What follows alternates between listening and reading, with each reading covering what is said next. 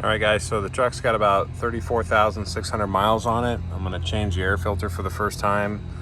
I've still got like 50%, 55% air filter life, but the truck's been regenning more and seems like it's a little sluggish down low. So just for, my own sanity, I'm going to go ahead and replace it just to rule out a dirty air filter. And so the first thing you got to do is unscrew 1, 2, 3, 4, I think it's 5 screws. They're just Phillips, or you can use a flat, and that'll take the air box off, and then you can pop the filter out.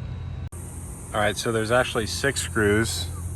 1, 2, 3, 4, 5, 6, and what I used was a long extension.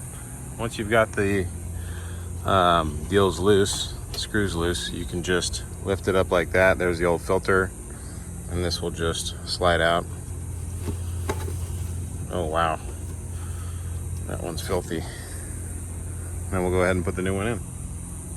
All right, as you can see, I put the new filter in, just pops right in. I cleaned the flange first to make sure there was no debris between the filter flange and the plastic box. And then it just kind of snaps down, and there's a little lip right there. You want to make sure that the top piece is in the bottom lip, and then you're going to go ahead and tighten up the screws. All right, so I got the new air filter in. I'm going to go ahead and start the truck. Put my foot on the brake.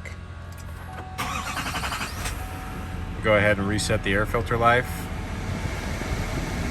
I'm going to scan over here to info, scroll down.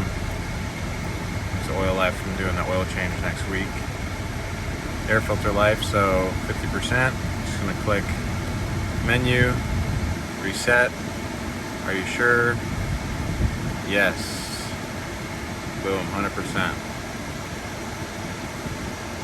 That's all there is to it, guys. Thanks for watching.